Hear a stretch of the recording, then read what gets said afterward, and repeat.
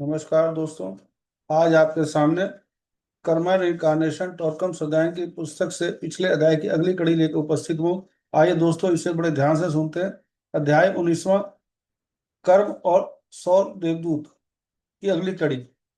मुझसे एक बार पूछा गया था कि जब कोई पुरुष जिसके पास सौर देवदूत नहीं है किसी ऐसी स्त्री से विवाह करता है जिसके पास सौर देवदूत है तो क्या होता है? क्या उनके बच्चों में सौर देवदूत होते हैं या नहीं? उत्तर है कि जिस भी आत्मा में सौर देवदूत होता है यह उनके साथ पैदा होती है। जिस आत्मा में सौर देवदूत नहीं होता है वह बिना देवदूत के पैदा होती है। अगर दो लोग जिनके पास सौर देवदूत नहीं है आपस में विवाह करते हैं तो उनके बच्चे सौर देवदूतों के बिना ही आकर्षित होते हैं। अगर संयोग से उनका कोई बच्चा सौर देवदूत से युक्त हो तो उस बच्चे के साथ उसका उनका जीवन आसान नहीं होगा। वह बच्चा अंततः उन्हें छोड़ देगा।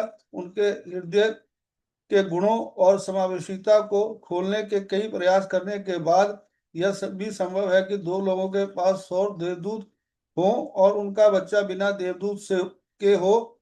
इन माता पिता को समान समस्याएं होंगी। बच्चा अंततः उन्हें छोड़कर उन लोगों के पास चला जाएगा जिनके पास सौर देवदूत नहीं है। जिन लोगों में सौर देवदूत नहीं होते उनमें सुरक्षा के लिए साथ रहने की प्रवृत्ति और इच्छा बहुत प्रबल होती है।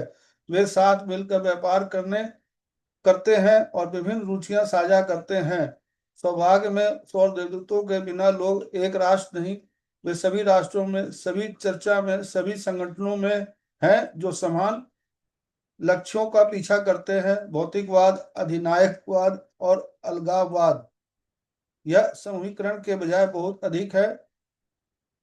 यह याद रखना जरूरी है कि जो लोग प्रयास करते हैं वे सभी पूर्णता प्राप्त कर सकते हैं। जिन लोगों के पास सौर देवदूत नहीं है वे भी चतुर्दिच्छा और उससे आगे की अवस्था प्राप्त कर सकते हैं, ठीक वैसे ही जैसे जैसे सौर देवदूत वाले लोग कर सकते हैं। यह भी संभव है कि जिस व्यक्ति के पास सौर देवदूत है वह चतुर्दिच्छा या अर्ध तत्व प्राप्त करने में असफल हो जाए। पूर्णता का मार्ग सभी मनुष्यों के लिए खुला है। जिन लोगों के पास सौर देवदूत नहीं है उन्हें अपने हृदय को खोलना होगा, करुणा, समावेशिता और अंतर ज्ञान विकसित करना होगा। सौर देवदूतों के साथ मिलकर तर्क, तार्किकता, व्यवहारिकता और अन्य मानसिक गुणों को विकसित करना चाहिए और पूर्णता की ओर प्रयास करना चाहिए। दोनों प्रकार के लोग अंतर्ज्ञानी धरातल पर पहियों के रूप में मिलते हैं। इस अवस्था में दोनों के पास सौर देवदूत नहीं होते और दोनों ही प्रकाश अलौकिक में होते हैं। जिन लोगों के पास सौर देवदूत नहीं है वे सोचते हैं कि वे व्यक्तित्व के लिए सौर देवदूत हैं जो मानसिक, सूक्ष्म, आकाशीय और भौतिक स्तरों में विभाजित अरबों जीवनों से बना है।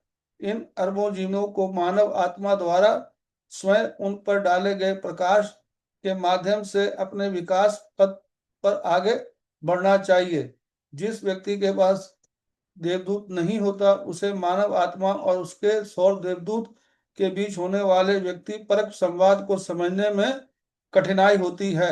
ऐसे लोगों का मनोविज्ञान अलग होता है और उन्हें सौर देवदूत के हस्तक्षेप का अनुभव नहीं होता। सौर देवदूत का हस्तक्षेप अत्यंत सूक्ष्म होता है। यह प्रत्यक्ष या थोपा हुआ नहीं होता बल्कि सौर देवदूत की उपस्थिति, उसकी समझ, महिमा, सौंदर्य और बुद्धिमत्ता के कारण व्यक्ति चाहे वह कुछ भी करे किसी न किसी स्तर पर स्वयं को सौर देवदूत के मानकों के अनुसार मापता है और इस प्रकार प्रसन्न या दोषी महसूस करता है। यदि वह सौर देवदूत के मानकों पर खरा नहीं उतरता तो उसे दोषी महसूस होता है।